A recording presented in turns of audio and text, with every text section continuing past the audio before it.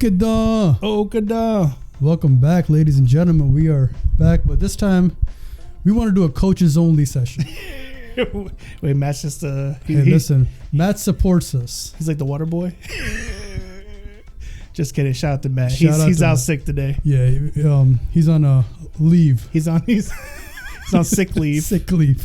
Not AWOL yet. Sick leave. Sick leave. Though we should ask for a doctor's note. You know what? We are gonna. Matt, we want a doctor's note. All right? Signed and everything. All right, sir. Today's session or today's episode is on something that's near and dear to both of us. Yes, sir.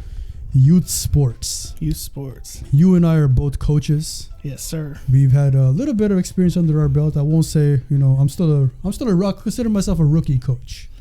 Oh, I'm still a rookie coach too. Okay. Despite the fact that, technically on paper, I'm USA football certified. Hey, on paper, I got the certificate number and everything. Got the credentials, everything. Everything. Hey, somebody hire this man. No, please don't. Please don't. No, but you have something that I don't. You're coached multiple sports. Yes, sir. Right. I only coach basketball. That's my wheelhouse. That's what my thing. Right. He's like, I'm gonna just stick to what I know. Listen, you know what they say? Keep the main thing the main thing. Yeah. But I know your main thing is more so football. Because that's Atlanta Falcons. Right? Rise up 1-0. So hey, good win today. Good dub today. But what's really what I want to talk to you about today is our experiences, some of our even advice to parents. Don't do it. I'm just kidding. Just kidding. Some of our coaching tactics, philosophies, how we have as we've grown in this game, or we're growing in this game. What have we learned? How do we look to go ahead and make future changes? What are we thinking? Right. So I think let's just get right into it, and let's start from the beginning. Sir, how did you get into this? Oh man, purely by accident. So I think to give context, so my son, I was just like, from the moment he was born, I was like, please, I hope this kid likes sports, right? Because like outside of the family and work, right, anybody who knows me knows that like my hobby is sports. Yes, I love anything to do with sports is just I agree. Right. So it's like from the moment he was born, I was hoping, and for the better part of like 8 years, it wasn't looking good for me, homie. It was not looking good for me. But then, late bloomer. Yeah. I decided to take him last November of 2022 to the Falcons versus Commanders game. And for my own self, because I was kind of treating myself in this aspect. Yeah, of course. I was like, I'm going to spring for the dream seats, they call them, right up front. Yeah. Falcon sideline, pretty close, right by the tunnel. And I was like, maybe he'll get a chance to meet one of the players pregame, postgame, whatever.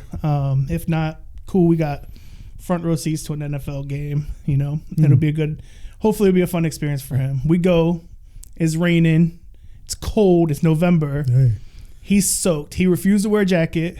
He wore his red Falcons hoodie. And so he was soaked within like 20 minutes. And refused to put on his jacket, whatever.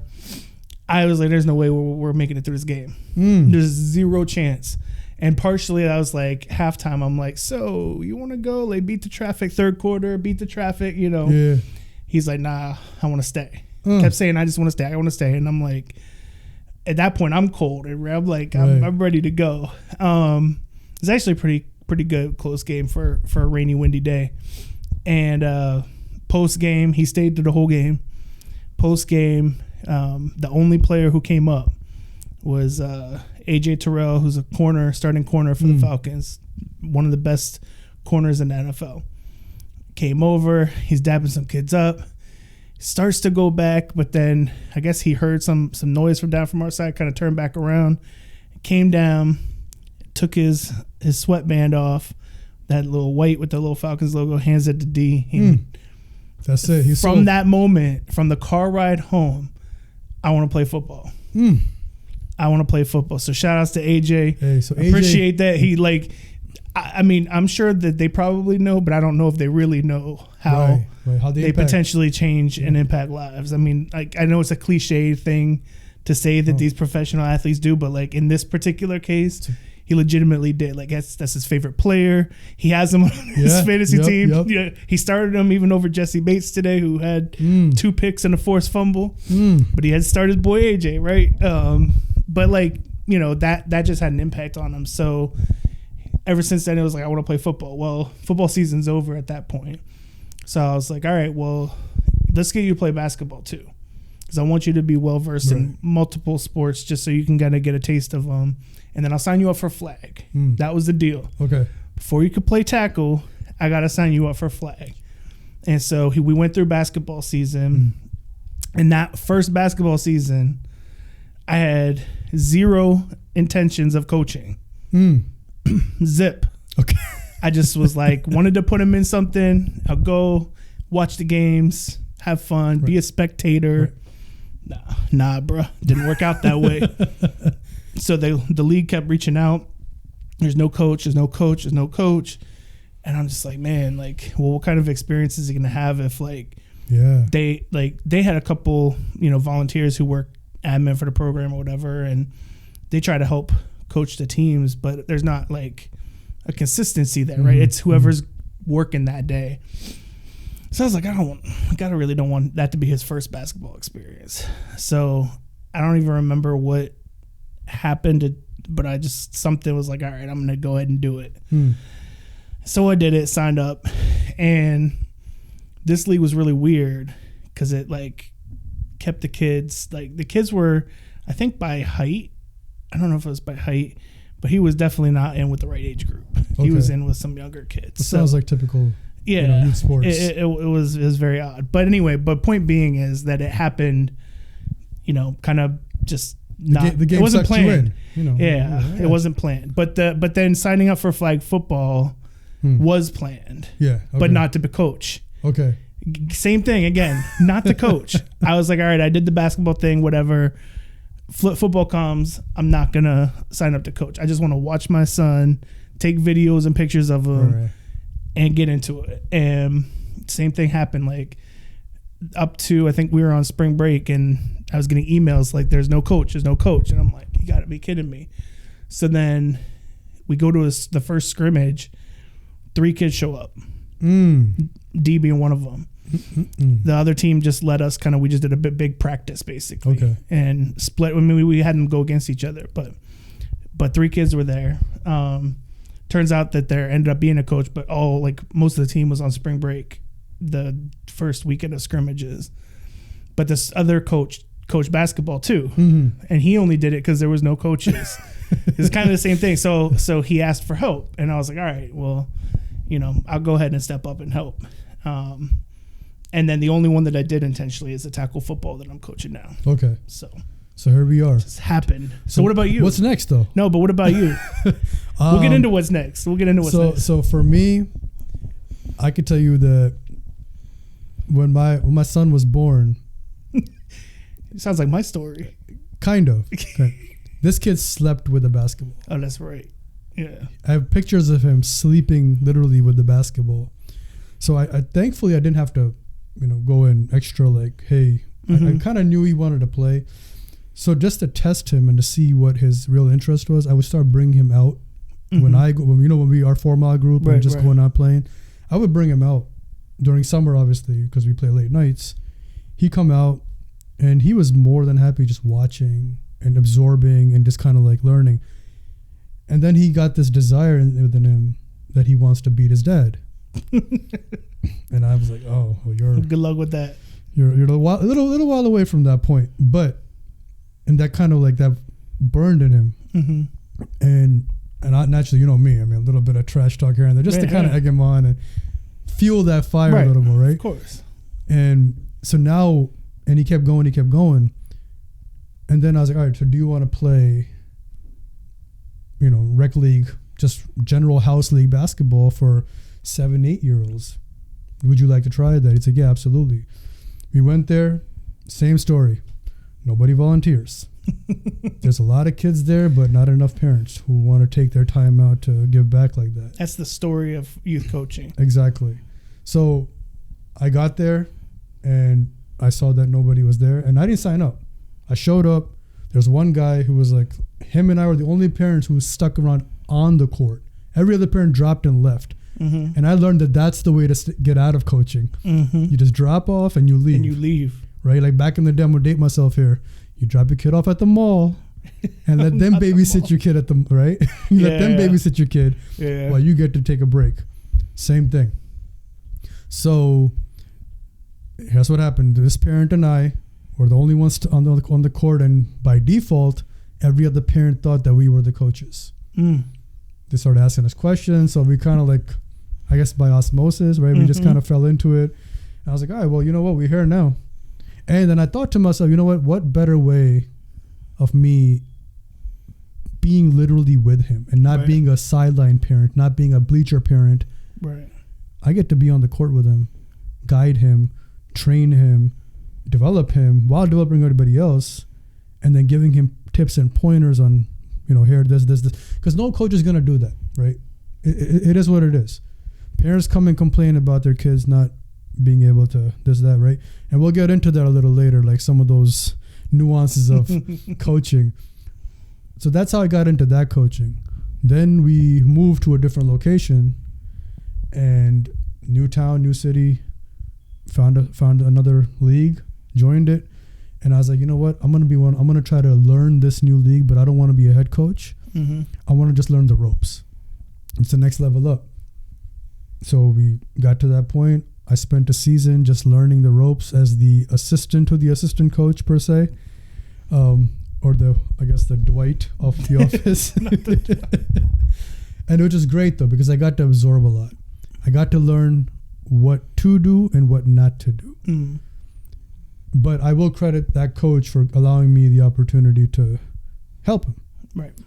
So I'm part of his coaching tree. Then from there, we are now we had joined another league, a little bit more competitive, well, a lot more competitive. And now he's in a league where the stakes are high, at least for their level, and the competition level is crazy. And I got to learn even more so as a coach, like, okay, this is a new level of coaching. Mm-hmm. And this is just totally new. So again, I'm in that absorbing phase. Mm-hmm. And then when you and I co-coached. I thought you were going to gloss over that for a hot second. Come on, bro. Yeah. So then you and I co-coached a season, and of basketball. Of basketball, correct. And then I took those principles that I learned from his more advanced coaching and the older one, and brought those in, which aligned really well with our RBA mentality, our RBA mindset. Yep. And then we made it our own. And now, you and I run clinics, right, and other training sessions. So that's kind of how I fell into coaching. And what I know is it's probably not going to change. And now I'm at the point where it's more so I'm just going to sign up. I'm not even going to bother with the emails of we need a coach, we need this, we need that. So the great thing about that is our coaching style has been welcomed by certain, I guess that style, the RBA style, whereas parents are reaching out and wanting to team up with us, wanting to have more clinics with their kids want to. Right. So that's what made me really happy and really has motivated me, inspired me to keep continuing coaching. I should have mentioned that the football that I'm signed up for now, that I'm coaching now, I'm not signed up for, coaching now. I signed up as an assistant. Okay. My plan was to learn for a year, and then maybe next year I would think about head coaching, because tackle football is a whole different monster. I bet. A whole different monster. And I knew that going in. I just wanted to show up. What drills you need me to do? Where do you need me to fill in? You let me know, and I'm going to take a whole bunch of mental notes over the course, just like you said, or even wherever I need to fill in. Sure. Yeah. Just take all those mental notes like you did. Like let me learn and what to do, what not to do, and so we had way too many kids sign up in our weight class, and we had to split into two teams, which isn't abnormal, right? especially for the younger kids. It seems like as you get older, that list starts to dwindle down a lot. So I'm looking at the other age groups, and I'm like, they only got one team, not age groups, the weight classes. But anyway, same thing happened. We had a coaches meeting, and it was like, we need a coach, and my mind was already turning like, okay, well, if it's not me, I knew for a fact it wasn't gonna be any of the other coaches because they had all coached last year. On the what's considered like the secondary squad of the weight class. Got it. So all of their kids have now moved up to the primary. Sure. So like none of them were gonna stay in the secondary, what they consider the secondary weight class, whatever. So like I was like, if not me, then who? Right. All they're gonna do is go keep reaching out to the parents. Yep.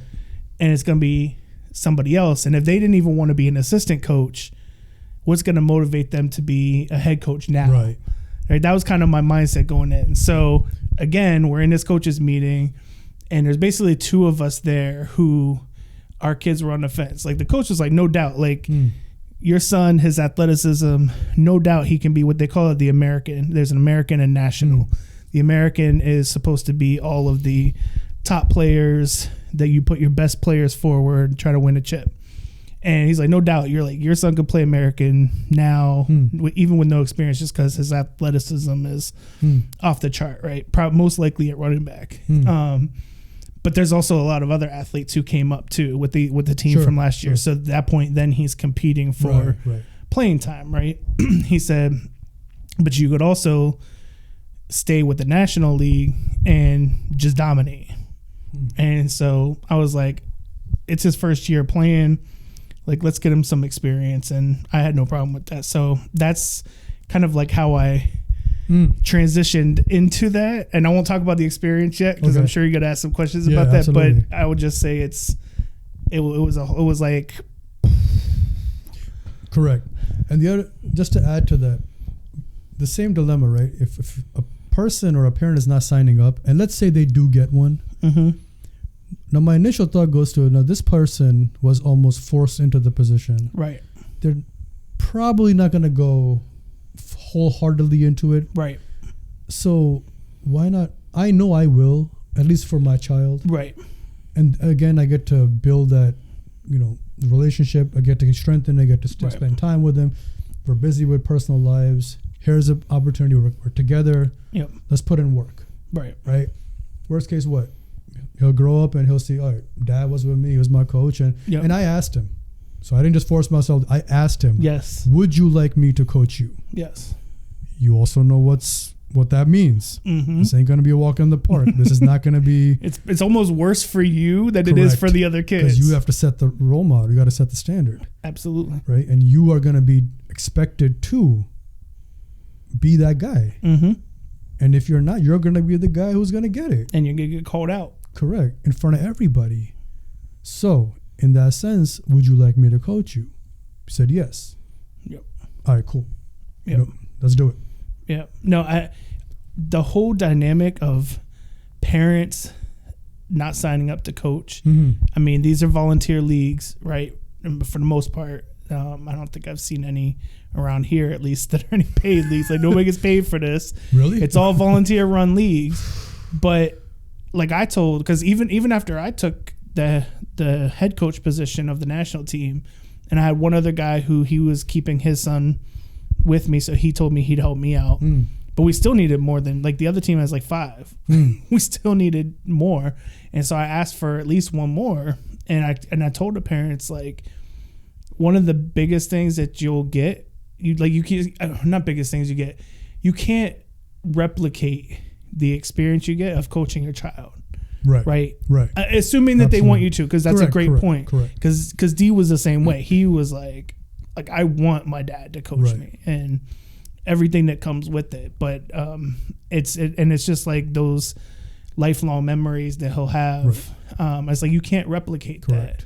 You can have your parents who they came to all my games. Right. No, my dad coached me. Correct. All my games. Right. And so I try to get some volunteers. I ended up getting one more, but that is an interesting like dynamic, but I can also see why, right? Like if you don't have a ton of knowledge about what to do, I mean, I know football. Right. But this has been next level shit. Like for real. Like I'm like, oh, okay. I mean, I know football, but damn. Right. Like, now damn. Exactly. So I could understand a parent who, if you don't watch football all the time and you're not that into it, it could be challenging to step into that role. Yeah, no, agreed. So not to transition from that though, it's a great segue to being in that role of head coach. What are some of your fundamental principles of your coaching styles and your methodologies and how you approach the game, how you approach the kids, the parents, the refs, all that?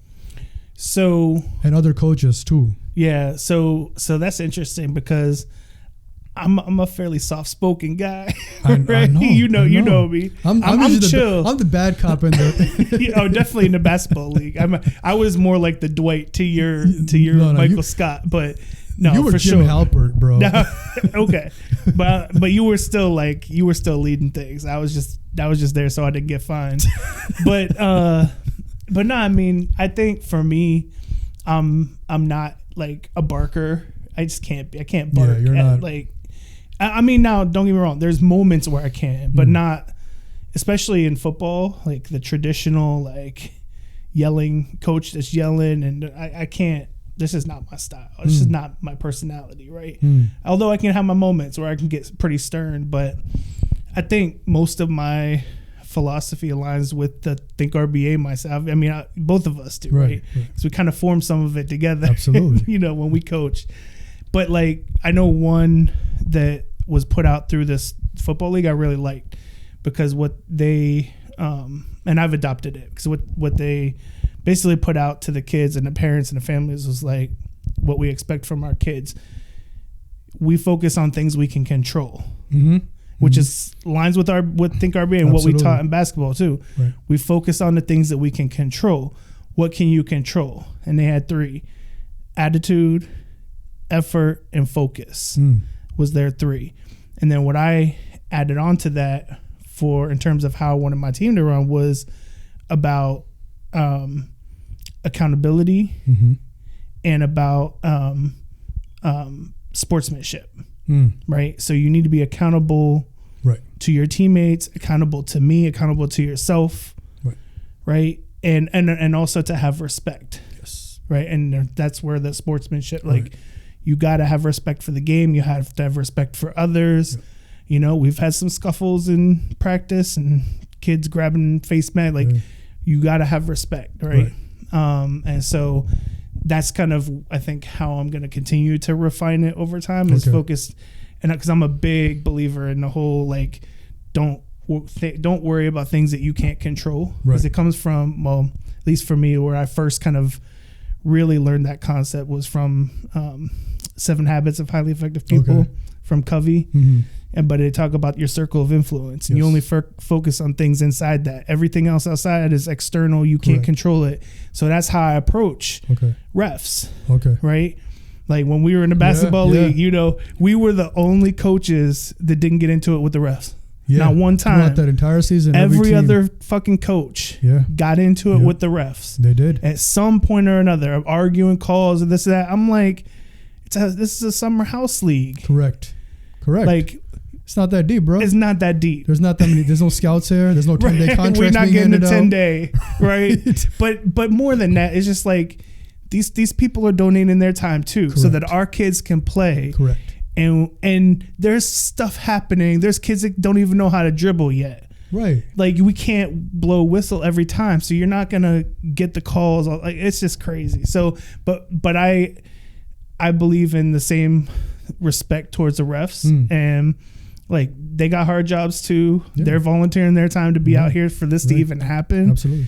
And so if they make a call and I disagree with it, we keep it moving. It happened in our scrimmage just 2 days ago. Oh, wow. Just 2 days ago. They weren't like, there was very little calls. There was a few calls here and there. They didn't call holding once. These kids were holding each other up and down the field. Like, it just is what it is.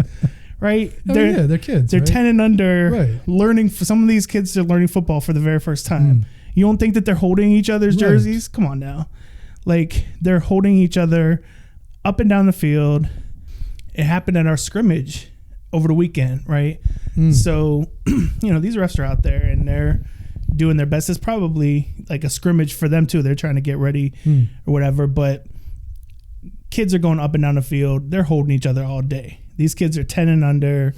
They're, maybe some are 11-year-olds, but like some of them are learning football for the very first time. It's expected. And so they didn't call any holding the entire game. There's a few procedural things here and there that they threw flag, but generally it was a clean game. And they're just sometimes they were even stopping and helping the kids, like, oh, you lined up wrong, whatever. So we're getting kicked in the teeth at this point, fourth quarter, and there's only a couple minutes left. We have like a third down and 8 or something like that, and there's like less than 2 minutes left. So I call a fake handoff rollout pass. And D plays quarterback, so he fakes it and rolls out, and offensive line, two guys miss a block, and they're free rushers coming at him. His receivers didn't get open, and instead of continuing to roll out, he pivoted and went back left, outran the two people that were coming at him, outran the defensive end who popped out, and took off for like 40 yards. And they called a hold. And so, we ended up getting, we ended up getting pushed back, and then we did it again, same play again, and he ended up getting another 20 yards. But point being is, like, am I going to get mad at the ref? Like, I'm frustrated because that's the only time you called it the whole game. But am I going to go out there and throw a tantrum and all of that? And I'll tell you why. The main reason that I don't do that, and I know there's a lot of coaches that do, is because I think it sets a bad example for the kids. Absolutely, bro. And we saw that in basketball too, where there's a bad example set for kids in terms of sportsmanship with the other team, with coaches, when you just act up because you make it about yourself instead of about the kids. Right? And that's just, I can't get down with that. And so that's why it's about respect for me. Right. And also it shows that how you deal with problems and issues in life. Yeah. That is not how you deal with it. But that's how you see your coach behaving. Oh, okay. So this is how I'm supposed to do it when I'm faced with this type of issue in life as I grow up. No, that's a bad example. Yep. So yeah. And that's why we always tell the kids, real ballers adjust, right? And that you can't worry about what the ref does, because guess what? How many refs after they make a call say, you know what? Just kidding, I was wrong. Like, especially in basketball, for you, especially in basketball, because there's very little challenging. In football, there's more challenging, like whatever. But for the most part, like, the refs are going to make the calls. You gotta battle through it. Listen, again, you don't control the ref. Ref controls the game. Or anything else. Correct. Because in the first scrimmage, I think Deke started to get a little frustrated because he said, oh, the kid grabbed my face mask. We didn't have refs. It was like a 10-play. Like, we got to run 10 plays on offense. They ran 10 plays on offense against our defense, right? There are no refs. We're just out there to practice, basically. And he started to get frustrated because, this kid was grabbing my face mask. And I just looked at him and was like, RBA. Correct. What are you going to do about it? 100. Go on to the next play. Yes. If he goes for your face mask, just do a rip move. There you go. Do a swim move. Something like get around him and then go make the play. Right. Don't sit here and cry and complain about it. What is that going to do? Nothing. It's not going to change anything. Exactly. He's just going to keep doing it. Correct. No, I'm with you, man. That's awesome. Challenges, though. I'm sure there's plenty. So let me preface this with, like I said, and I think you can validate, like, being able there to coach not just your own kid, but like you start to learn the personalities of these other kids, and they'll start to grow on you too. Like, oh, like, these are my boys, right? Like, these are the kids I want to go into battle with, right? Even the ones that might frustrate you a little bit because they have their moments where, you know what I mean? And so I say that in all love and love and respect. However, man, especially at these ages, the attention spans Oh my goodness. We definitely live in a generation of Instagram reels and TikTok videos and YouTube shorts. Like everything is like all the time, right? Yeah. Stimulation all the time, 24/7. So trying to get that focus one is like the hardest one. Especially with the less experienced players, because they're just kind of like there to have fun. Some of them are just there to have fun, to be honest with you. Some of them are just there to have fun. Even with basketball, there are some casuals there. Just this is a summer activity so that I can put my kids in it, and they're not there for the same reasons Tage is there, right? Like they're not. No. So I think focus like that is, to me, one of the biggest challenges. There's a lot more, but that's one of the biggest challenges, getting them to focus, just to listen enough to get the instruction that they need to develop. Okay. What about you?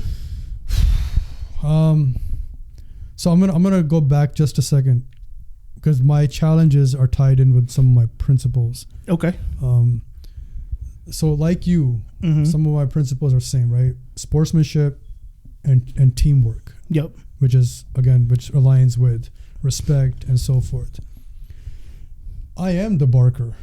You're definitely louder than me. I like to really push the kids to see how far I can take them. Now that may be welcomed by some parents, some not, but I do like to push them to a point, because some kids learn and realize, oh wait, I can do more than I thought I could. And to me, that's a win. If I can get even one kid to believe that and feel that, see that, experience that, I won. That's my W for the day.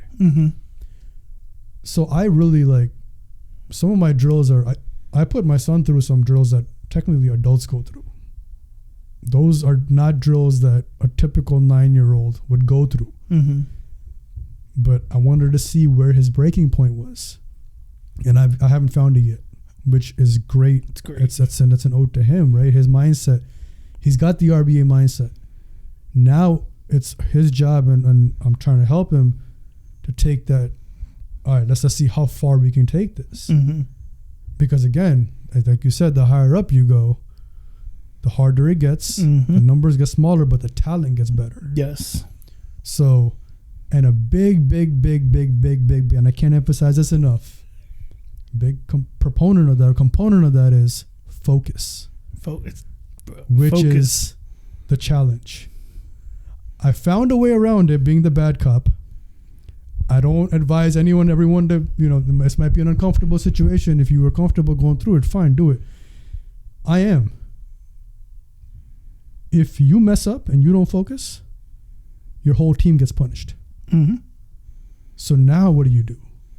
You don't want. Now I tell them, you don't want to be that guy. Bruh, can I just say something real quick? Yeah. About not want to be that guy. So we do that in football too. So I'm the type. So I'm like you, right?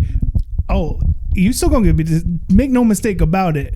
Right. Like, just because I might not bark out loud because I'm upset that you're not focused doesn't mean you're not gonna be held accountable for it. There you go. All I do is I look at the other coach and I say, all right, coach, up downs. I'm not gonna yell. There you go.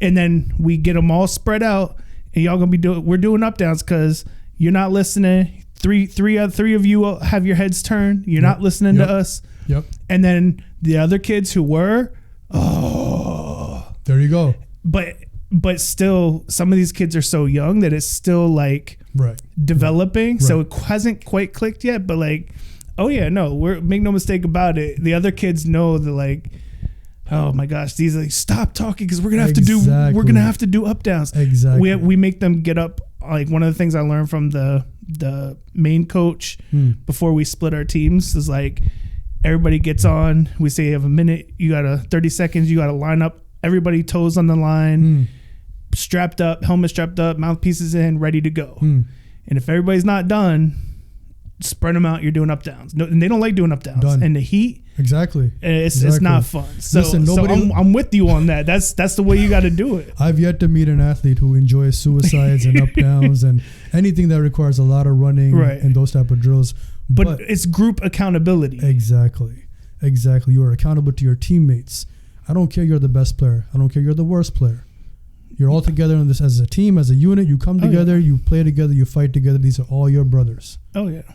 And the best players get it even more. Correct. Because like I tell D, I've done it in practice, and I'm like, in front of everybody, like, I expect better of you. Right. You're goofing off right now. Right. Why are you goofing off? We got 2 hours to get this work in. I expect more of you. Get it together. And this is to say, or add to piggyback this. When we co-coached, we sat our boys down together. Yep. And we told them what? When we are on that court with you, I told my son, that's not Uncle Ken. That is not Uncle Ken, and I'm not Uncle Hack. Right. That's Coach Ken, Coach Hack. That's right. And I'm gonna rip into you when I need to. He gonna rip into you when he needs to, and that's how we're gonna do this. There was times where I was like, bro, you need to talk to D because I can't even deal with him right now. Correct. And we had to do that. Both of us had to do that with our kids, right? Right. And that's kind of the approach that we have adopted, and I think that's a great way to do, because sometimes your child, and that's another challenge, right? Your kid tunes you out because also you've been there so much. It's dad's just going at it again. Yeah, there goes dad. And I'm sure every dad out there can deal with this. Right. So if dad's going at it again, all right, let me have a new perspective, talk to my child, and kind of give that same message in a different way. Right. And hopefully it'll be taken. Right. And so along with some of those challenges, right? Now this is I want to talk about multiple challenges. Okay. Let's dive deeper into challenges, because there's that side of it where your child's challenge, right? There's a pressure of, okay, now this is my child. I would like for them to perform well, because there's a lot of dads I see on the sideline, bleacher dads. Bro, I have not seen this many angry people at their kids because their kid missed a bucket, missed a layup, missed a pass, missed a catch, like, all right, it's okay. You've probably forgot your days when you were growing up.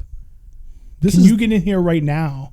Exactly. And do it. Exactly. You do 10 up downs and then go make a play and take it to the house. Right. And then yell and then have your kid yell at you. Right.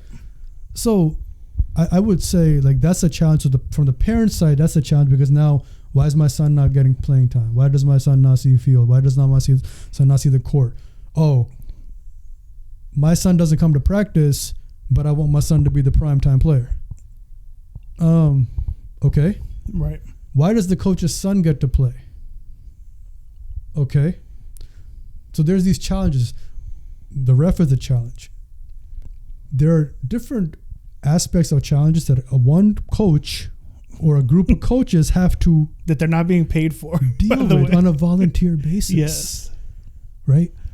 So what is your approach to I know you talked a little bit about it from certain aspects of it, but parents, let's get to parents though. So I'll be honest with you, like the whole, as I was figuring out whether I was going to volunteer to be the head coach for the football team, the parents, dealing with parents was the number one issue. Like, I've seen it from the AAU basketball side. Right. And I've seen it from, even in flag, it was like, oh, this is serious? Like, we're getting NFL contracts, we're going to get drafted off of flag football? Like, I didn't realize it was that deep, but apparently. Okay. So that was eye-opening. And it wasn't terrible, but there was an incident. Just put it out like that. And so that was my biggest hesitation, man. It was just like parents. Right. But I will say, so far, between especially the last two, like the football I'm doing now and the basketball that we did, we were blessed. Like, we were blessed in basketball to have a really great group of parents. Yes. They were super supportive of everything we were doing. Right. That was the best group of parents that I have had yet. I know. Wow. I mean, I'm still still getting to know the parents that I have now, but the parents I have now are great as well. Like, super supportive, and they're always reaching out. They're willing to, help. They're they're on time. They get their kids to practice. I mean, there's a lot of communication. So I have a great group of parents for football now. So I'm really happy with that, because that was That's a blessing, man. Bruh, it's a blessing. Parents were one of my, and some of them have played before. Okay. Some of their kids have played before. So some of those parents, like one dad in particular, was kind of giving me a lowdown of the league in the past year and things that have happened and with the teams and whatever. So that information has been extremely valuable. Good. Yeah, man. I want to talk real quick about, just go back to refs real quick. I know the parents are a challenge, right? And that spills over to you as a coach sometimes. Yes. Parents are also a challenge, and I've seen this happen in AAU basketball. I know exactly where you're going. Where parents go at the refs. Yeah. And then that punishes the child, ultimately to come back to the coach. Yep. So in that sense, like, parents, having a good set of parents as a coach is a blessing. And one of the first things we tell our parents for AAU basketball at least, leave the refs alone. Yep. Please leave the refs alone. They will punish your child. And you will get that extra whistle call, which will make you even more mad. And listen, they have the whistle. You don't. Right? We can worry about this later after the game, but right now, stop hurting your child, the team. Right. Stop hurting us. So, I mean, I think in football, if it gets bad enough, we get penalized. Correct. So, but as we were, doing all the preseason stuff and all the meetings that we had with all the coaches, I mean, it was very clear, like, part of your responsibility is to handle the parents. And if they get out of line with the refs, like, the refs aren't going to talk to them. The refs are only going to talk to you. Right. And then you're going to have to go to the parents. And I've heard in the past that there have been, instances where coaches have had to go hard at the parents because from the sidelines they were, going at the refs. So, I mean, to be determined in that aspect. Right. I think, based off of the scrimmage that we had, a few days ago, and most of the kids were there, it doesn't seem like I'll have that kind of issue, but you never know if it's a close game, stakes, whatever's going on. Absolutely. It could happen, but I'm definitely prepared for it. Not looking forward to it if it happens. Hopefully it doesn't. Right. And that's what I tell my son. I'm like, listen, that ref right there, he's a human just like you. Yeah. He has emotions just like you. Right. Now, if I'm going to go at him, that's setting a bad example. 2, he's going to remember Coach Heck is a problem coach. Right. Every time I coach his game, you know what I mean? Like, you're already tainted. You don't want to go into any coaching event already with a reputation. Oh, that's that coach. Like that one coach in our league who got a technical during an all-star game. Kids all-star game. Like, how? Almost getting ejected, right? How do you get a tech? And this is a coach, right? In a summer house league basketball, anyway. I mean, I was there, so I know how. Right. But I heard secondhand from you, right? Which was mind-blowing to me. I just never thought that was a thing that happened. Yeah. But it did. No, I mean, I think, like, again, you just got to approach that. I mean, for me, my style is if I get a call, like, okay, well, what's the call? Oh, really? Like, I'm just going to ask him questions, but I'm not going to yell at him. So you and I What do I get out of yelling at him? Exactly. Like, is he going to overturn it? Is he going, oh, I'm sorry, Coach Ken. Right. Let me reverse this call for you. I don't understand it. Let's talk to him like a human, be like, even if I say, like, I'm not sure I agree with that one. But at the end of the day, he's not going to change his mind. Exactly. He's not going to control Z it. Right. He's just not. But he can try to correct it next time. But go talk to him like a human being. Right. So I take it a step further, and I tell my son, listen, I want you to go up to that ref, shake his hand or her hand, conversate with them, learn their name. Because they also have a name. It's not just a ref 1, a ref A, ref. Right. They have generic a name. Ref A. Get to know them. Right. And you get to know a coach. Oh, they have a family. He has a child that plays. Right. That's how you build a bond. That's relationship building. And that's what it's about. And that also shows that ref and that coach that, oh, this kid is different. this kid is this kid wants to learn. This kid is not just out here to be a casual. Mm-hmm. So there's a lot of elements to that. So now let me take this a different way. Okay. If I may. I mean, you always like to color outside the lines. Competition, right? When it comes to competition, how do you balance that competitive line of that line of competition and development? Because it's a really fine line that that you were really tiptoeing as a coach. Mm-hmm. How far can I take this? But I can tell you honestly, when we were doing the basketball thing, I knew I was waiting for the commissioner to call me, because some parents said, this coach is taking it hard on our kids, like he's pushing them. Mm-hmm. And then there were moments on the flip side where I saw some coaches push that line, where we had a coach who literally walked over to our side of the bench to tell us that our kids were playing maybe a little too aggressive. Mm. And this is the first game of the season.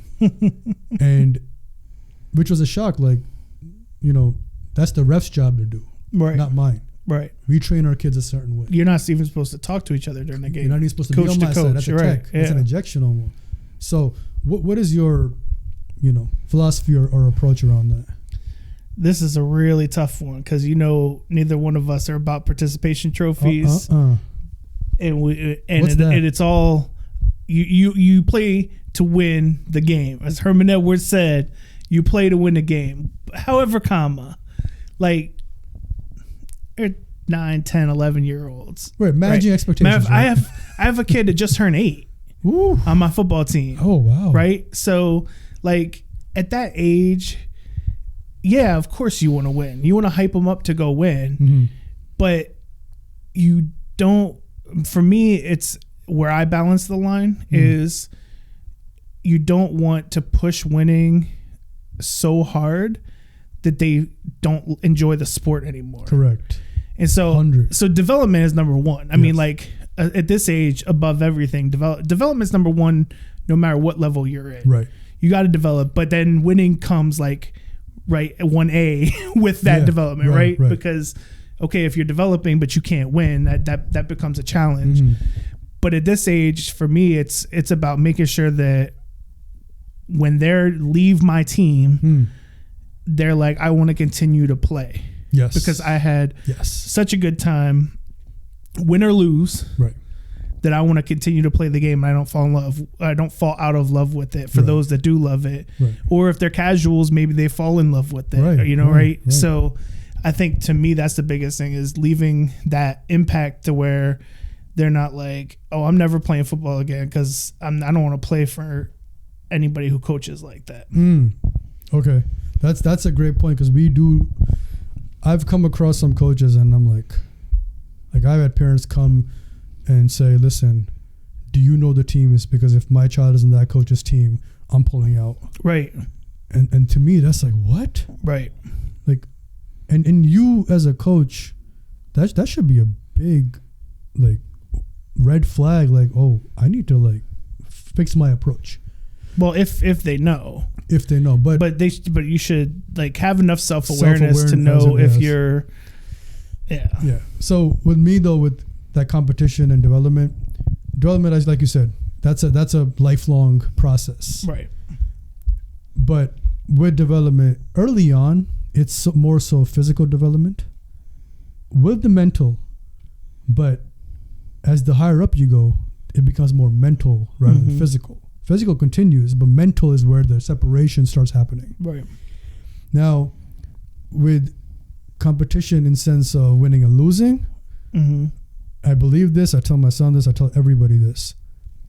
You can't learn how to win if you don't know how to lose. Say it again. You can't learn how to win if you don't know how to lose. Right? You have to win gracefully. You have to lose gracefully. You have to take that and run with it. So if you don't know how to handle loss, how to overcome, because losing, nobody likes losing. Nobody likes losing. That's a standard, I think.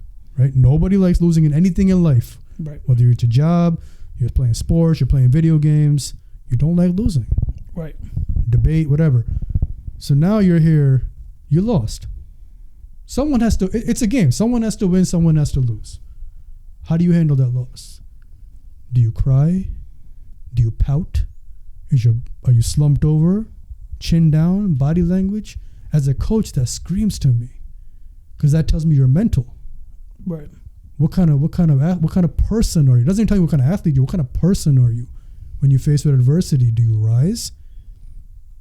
Are you going to crumble in pressure? Because now I know, okay, so and so and so and so I can't put in the fourth quarter. Right. I don't want you at the line. I don't want you bringing that final shot. I can't give you the final shot because you're gonna. Tells me who's going to be a potential leader, who's not going to be a leader. That could change with time, with experience, but there's so many factors into that. Just that simple concept of you don't know how to lose, right? If you have to learn how to lose first to know how to win, right? That's a great point, and it kind of reminds me of a story of our summer basketball league, right? Because we started off with a group that we knew there was a where general skills were for half of the team. Yes. The other half of the team we didn't really know. Right. And I honestly believe, and I know you do too, I know you co-sign this real quick with me, is that our team grew the most out of any team that whole season. Sure. Like, absolutely. Yeah. And unfortunately or fortunately, I guess more unfortunately for us, we went undefeated up to the championship game. So they hadn't tasted loss yet. Right. But their skill, like, they were developing their skills. Yes. From game to game to game. Right. They were getting better every practice. Absolutely. And like, that's what I mean. Like, they grew exponentially. Exactly. To the point where even though we lost the championship game by 1 point, because the other team put in a zone in the paint and we were playing man defense all year. And our kids kind of hadn't really dealt with that zone too much. And we still only lost by 1 point. And whatever happened down the stretch is whatever happened. But the point being is, like, they had to learn how to lose. And unfortunately for them, it was in that championship game. But getting them to lose gracefully, get in line up, shake hands, do all of that, get the second place trophy, which was tough for a lot of them. But then even coming back 2 days later and half of them playing in the All-Star game against that same zone, boom, we won. Right. They did need to learn how to lose first. Absolutely. And I think they probably learned more by losing that championship game than they would have by going undefeated and winning that championship game. 100% agree. Especially, I always think that if you taste success too early, it stunts your growth. Yes. So you can't. I don't want. Of course, I want my child to succeed. Right. I want our team to succeed, but I don't want them to. This may sound like an oxymoron. I don't want them to taste success too early, too quickly, where they take it for granted. Right. Where the work required to get to that point becomes almost forsaken, right? And now it's like, we're good. We don't need to worry about them. Right. No, you do. You do. You worry about everybody. Right. I tell my son, listen, when I play you, I'm going to play you the same way I play somebody else. Like, you're not going to beat me. Right. If you want to beat me, it's going to take, you're really going to have to beat me. There's no free handouts here. Right. Dad ain't going to do it just to make you feel good. Right. And I'm going to beat you, and I'm going to let you know I beat you. Right. Because that's how competition is. Right. Because we live in a world right now where you can't do that. I can't, not taunting, but I can't trash talk per se in that way, where it's more so like, if I beat my son, here, hold this L. Right. I can't. And it's frowned upon. Right. I can't go do that. I can do it with him. Yeah. But also, him losing in that championship game, it put this fire in him even more so. I didn't even have to tell him the next day. He was already up working on his game. Had he won, may not have seen that. Right. I could tell you he came home and he threw out his trophy immediately. I expect nothing less from him. He threw out his trophy. So D took a different approach. You know what he told me? He said, I'm putting it on my nightstand. Nice. So that I can look at it, and it's going to remind me of what I don't want to have happen in football. There you go. And it's still on his nightstand. I love it.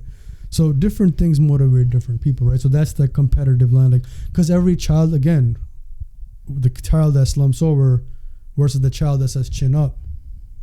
Now as a coach, I know, okay, I need to coach him this way, him this way, him this way to get this whole unit. It sounds like work, doesn't it? Bruh, you just brought up the best point just to tie back to the whole mental side of things. Because the skill development, I mean, it's easy to run kids through drills. You can just keep running this drill and try to perfect their technique and different things.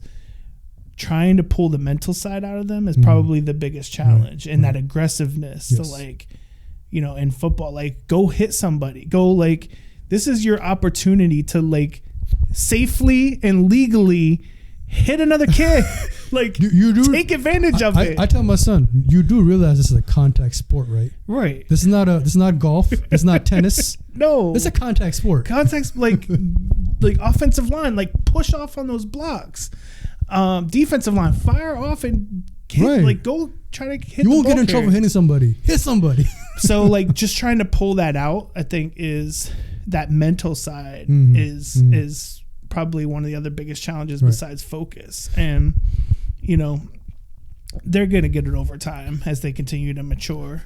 But you know, though, one great thing that has happened, though, from the coaching aspect perspective is, when I look at a kid and I see, all right, this kid's tough, this kid has potential, this kid's just here for the summer, this kid is whatever, right? Now, because we run clinics, I can invite certain groups of kids with that same mindset, the same fabric to come out. And now we go through a completely different drill, training session, clinics. Like, it's not our regular house league or whatever, you know, league-based trainings. This is more so, all right, this is now an RBA training. This is not that training. You're going to have to start having them fill out waivers. Shit, like, we had an incident once, right? We did. But it's that fabric, and I can pull that fabric out. And now when that group gets together and they go against each other, it's a different level. Right. Which also helps me with my coaching tactic, because now I can change it and be more skill-based versus everyone needs to be together based, right? Right. So there's a lot of pros and cons to coaching. Yeah. And that's, but you want them to learn how to be, like, mentally tough and competitive. I think that's what it boils down to, is, say, like, how do you overcome the refs doing something, other kids saying things to you, they're tugging on your jersey, they're pulling on your face mask, they're pulling on your jersey in basketball, he keeps fouling me, he's reaching in, but they're not calling it. Like, how are you mentally tough enough to overcome that, to go on to the next play, to the next play, to the next play, to the next play? And that, I think, is where the competition side comes in, to where it's development and competition, and you hope that a win comes with it, but you're not, like, win at all costs. Right. No, exactly. 100%. 100%. So, sir, let me ask you this question. What is your biggest pet peeve in your coaching experience? So it's definitely so again, for the most part, by and large, I've been blessed to deal with a lot of great parents, great families, super supportive. The one incident that happened in flag football was crazy. Like, this dad said he said he didn't volunteer to coach, because the argument got so bad. It was like, well, why didn't you sign up to coach then? And he didn't, because he had gotten into an accident or something and couldn't do it, whatever. But he's there at every practice for the most part. And there was just one point, I think we were like 2-1 record wise at the time. And this dude says, like, first of all, one of the kids who we had a really hard time getting to focus, like super hard time. He was every practice, like, pay attention. We need you to focus. We need you to know what to do in this play. Always doing something else other than what we needed him to do. And he threw the football up after running one play. I was off to the side. The other coach is talking to a different player, and the ball comes down and almost hits one of the other kids. So there's a whole like rile about, why are you trying to hit me with the ball? And our other coach was a Burker. He was loud, very loud. He was, his like voice naturally just like projects. And so if he gets loud, his voice gets louder. And he said something about like, stop doing it. He was also like frustrated because we're 3/4 through the practice and this kid's been goofing off for most of the practice or goofing off, not paying attention through most of it. And then you do like complain when I should get the ball. I should do this. I want to do this. And I'm like, you're not even paying attention to do the one thing we need you to do. So he's already kind of frustrated, but he's just like telling him like, you can't do that because it's not safe. You can hit somebody. And this dad from the sidelines, like, he wasn't throwing it to him, coach. He was throwing it to you. And our coach was like, but I was talking to this other kid. What are you talking about? Even if he was throwing it to me, I still wasn't looking for the ball either. He still shouldn't have done it. And like they started going at it, like arguing on the field. And I had to get pull the kids off to the side. But it was something that is none of his business. It didn't involve his kid. And then he says some things like, we weren't trying to win, because we had this one kid who he's like, y'all trying to throw a game? You trying to throw a kid's game? he said we didn't want to win because we had a kid that we played. Oh God! And that he wasn't good, and we shouldn't be playing him. The other teams. Oh really? The other teams barely play the kids that aren't good. Did he pay the fee everybody else did? Bro, like he paid the $200 like every fucking buddy else. I was so mad, and I'm like, nah. See, that's the one thing I'm not gonna do. That's again to what I just said. Like the kid, if we don't play him, like okay, I'm here. I'm coming to every practice. He was there every practice, every game. But I'm gonna play like 3 plays. He's not gonna enjoy that. What kind of experience is that for his parents who also and money's whatever, but like they still pay to have him participate. And he's here. Like why would we not? So we put him in the best possible spot we could for the team to be successful. And because of that, we didn't want to win. And that there's other parents that laughing in the sidelines that this is a joke and mind you, we're 2-1 at the time. We're 2-1. We won 2 games and we lost 1 game before this happened. And it's just that. So that was just one of those where I'm like, again, lesson learned, right? Why did I sign up to be a coach? Like this is what the stuff I did not want to have to deal with. And I'm just hopeful that doesn't happen in tackle. So far, so good. But that was the one like pet peeve I had. Is like, why are you getting involved? And again, if you want to be involved, now that guy came and apologized to me, like one of the next practices, the other coach wasn't there. He never went back and apologized to them to the main coach. So that aligns very close with mine, but more so, any person who displays anything outside of our core principles, parent or coach or whoever, that's my pet peeve, where they don't behave in more like a role model like behavior in front of those kids. You saw this. This is when you used to come watch some of Tate's early games. There's a coach had an incident with our coaching staff. The ref had to call both of us out, or all of us out, to the center court. Put the kids to the bench. Exactly. And have a little conversation. Right now, what message does that send the kids? And same thing with parents who do likewise, right? So I have a big problem with that. Yeah. Just stay in your lane. You know what that says, though? The kids aren't the problem. Right. It's the adults. It's the adults. The fucking adults are the problem. Adults are the problem. So, I mean. Yo, that's so funny. It's true. It's true. But that's because, again, I think it all goes down to the reasons why kids are there, I think. Because some of the kids are there because they're passionate about it. Right. Some of the kids are there because their parents are passionate about it and trying to live through them, or they see an inkling of like, oh, he might be or she might be good at this sport. Let me go put them in here. And maybe they're not, right? You have to accept maybe that, right? they are, maybe they're not. But some people have a harder time accepting that than others. Facts. But again, at this age, you don't know. It's gonna be a couple more years before the cream continues to rise to the top, and some kids are gonna be like, I don't want to do this anymore. Right. I was a good football player, but I was not in when I was that age. I was not in it mentally for the right reasons. Right. And then I felt like, and I'm sure my pops will probably tell me that that's not what happened. But my memories of it, or I felt like I was being pushed into it. Okay. And I didn't like feeling like, oh, I don't want to do this. So when I had the chance to get out of it, because I got an appendicitis, I was like, oh, I'm done. I could have played that season. I would have been out for like the first month maybe. But I could have played. And I was like, used it as an excuse to get out. And now I'm like regretful. So that's a great example of, and thank you for sharing that. And that's a great example of, from a coaching and parenting point of view, you don't want to be that parent or that coach that pushes that kid to that point where you take their love away for it. Let me ask you one final question to wrap this up. Okay. If you can give one piece of advice, don't do it. Don't do it. To parents, or parents trying to be coach, parents just trying to be parents, drop off parents, kids, whatever. What is your biggest piece of advice you can share? Just to the parents?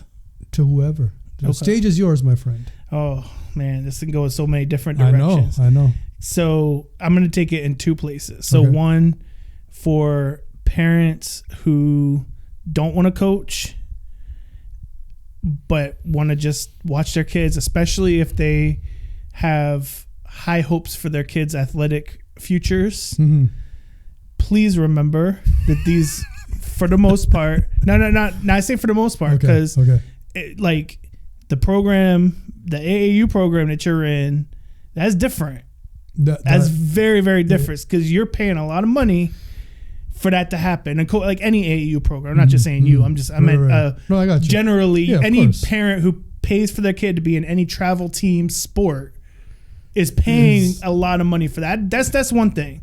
But when you're in like house league type environments that's fully volunteer run, and you have another parent volunteer, unless you step up to coach, you don't get a say. You don't get a say. Say it and again. Just remember that preach. This is another person who is probably working full time. I am, right? Full-time job. Shoot, I'm a second level supervisor. I thought you were a full-time coach. No, I feel like, the way it's been going, the way it's been going, it feels like a second full-time fucking job. Like that's a whole nother topic that we could talk about, because like the difference between coaching basketball and football. Maybe next episode we'll have to talk about that. I want to learn. I want to know what you. It's like, it's deep for me anyway. But anyway. But just to say, like, you know, like I got a lot to do during my work hours, 2 kids, a wife, you know, I got my family, and then I go like 3 days a week. It's literally as soon as my son comes home, get ready so we can get out to the field. You know, I got to be there first. I feel like I do. If I'm the coach, of course, right? Gonna set the tone, like I got to be out there. One of the first anyway. Bring all of our equipment down, get stuff set up. Be prepared with our practice plan, all this stuff. Like, I'm putting personal time into that outside of, I'm not just bringing my kid here and being like, okay, so what are we going to do today? There's a lot of behind the scenes time. There's a lot of emails. There's a lot of other stuff. So thankfully, again, I've been lucky to have really, really good supportive parents. I'm like blessed in that aspect, but knowing that that's a thing out there in society for those parents, if it resonates with anybody, please be nice to your coach, man. Just like he or she, they're trying their best. They are. They're trying their, and even if you don't think they're trying their best, they're probably trying their best. Right. Okay. And if you don't like it, then sign up to coach. Do something about it. There it is. Anyway, there it is. Get off that soapbox. But that was the one aspect. So the second aspect to that was going to be for parents who don't volunteer to coach. Is I just highly recommend it. If you have any inkling of knowledge about the sport or want to do it, and your kid is supportive of it, bro, there's no better feeling. There is no better feeling. Like, I know that I'm creating memories that this kid is going to remember for a long time. Yeah. And, you know, I'm not sitting on the sideline on my phone, and I'm not saying that to judge any other parent, you know, because there's a lot of parents. There's some parents who drop off and leave. They did it with basketball. I've seen it with football. I'm going to drop them off. I'll be back to pick them up when it's over. It's just an activity. There's other parents who sit and watch the whole practice, right? Yep. That's great too. It's different levels of involvement, but there's no better feeling. There's no better feeling than getting in there, coaching your kid, and then seeing that translate into the field. So if I can share a short story, I know we're kind of going long, right, but this is you and me. Hey, listen, this is what happens when fucking Matt's not here. But to share a story though, like, and this is recent. So Dylan's playing quarterback, and he went into this thing and he played running back. We have a lot of fast kids. Well, we need our quarterback to also have some speeds. If the play breaks down, we need them to be able to go out. This is youth league. There's a lot of running. There's not a lot of passing. He was a little bit worried about the passing side. Come to find out, he's got a little bit of an arm, which I did not know. Hey. The main coach is the one who kind of put me onto it early because I was like, I don't want to assess him. I'm biased. Right.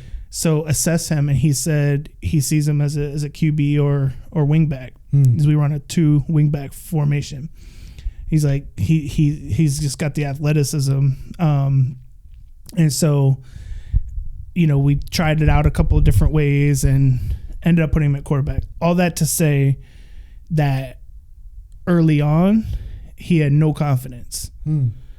And he was like, I don't know if I don't like this. And then even to last week, like we're getting ready for scrimmages. And he one night was like, after practice, he's like, I don't want to play quarterback anymore. Could I just play wing back? And I'm like, why? What happened? Like, you're doing good. You're getting better. Every rep, you're getting a little bit better, a little bit better. It's like, it's going to take time. You can't just get in there. You've only done it like a few times now. He's like, there was something that happened. And then when they went to get water, he overheard some kids say, oh, we need a second quarterback or something like that. And then it just like shot his confidence. And so I talked to him, you know, and kind of talked it through, but didn't let him quit. I'm like, I'm not letting you quit. Like, this is what we need for the team to be successful. And I explained all the reasons why I needed him there.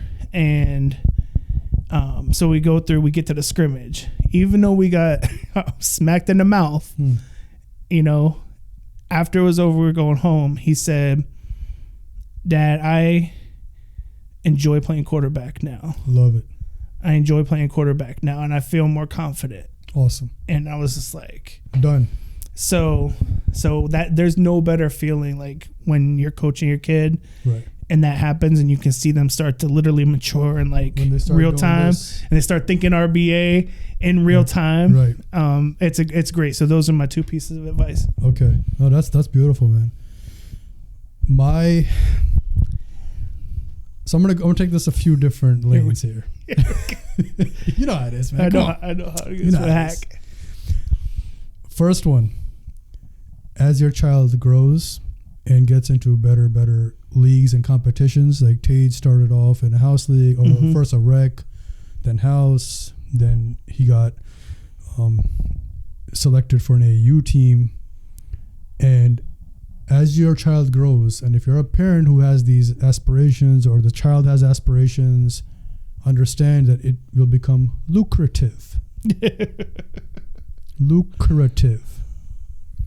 So have some funds aside for that. So, and also remember, every parent is paying this fee. Every parent has expectations. Just because your child was the man on his or her league, or it might be him or her or whatever it is, it's not promised that will be the case in this better league with better competition. Can I just share Sure. Like very, very short story. Sure. So flag football, that was D. Like, and even though we didn't go win a championship, we won one playoff game. We lost to the runner-up in the second playoff game. But he killed it at running back, right? He was so small, so quick. Like, he was darting up and down the field. He scored a touchdown, at least one touchdown, if not multiple, in every single game except for the elimination game in the playoffs. So some games where we only scored 6 points, that was his touchdown, right? And so there was a few times I caught him talking about tackle football because we weren't there yet, talking about how fun it's going to be because he was so good in flag. And I was like, bruh, tackle is a whole different story. And then there's going to be a lot of other kids, and some have been playing tackle longer than you. And so you get there. So same thing, right? Like, he could have played on the American team if I really didn't want to coach. But he has stiff competition, of course, to go up against, because there are other parents who their kids have been playing. They're just as athletic. Some of them are bigger. Most of them are bigger. That you got an uphill battle to climb. And you'll see the field less playing time. Correct. So that's the other. That's the part. Just because your child was him or her, don't mean they're going to be him or her here, because now all those hims and hers are all together in one. Yeah. Now you got to find out who's really him, who's really her. Yeah. And as you go up higher and higher, it gets harder and harder. And the separation comes here and here. This is where the separation is. Who can think differently, train differently, not status quo, not what he or her is doing, not worrying about what the other kids are saying. You know what? I believe in myself. I'm going to do this. You want to doubt me? Go ahead, keep doubting me. You know how we are at the court, right? Someone doubts us. I want to put that same. All right, go ahead, keep talking. I'll show you. And if not for you, I'm going to show myself. I'm going to do it for myself. So that's my first piece of it, right? One is the finances. Two is the expectations as a parent and you get to that level. And for your kid, you and your child. Manage expectations. And my third one is to, look, coaching is the easiest part of this whole process for me. Yeah, the actual coaching, dealing with the coaching, kids. Yeah. Especially practices. I enjoy that the most.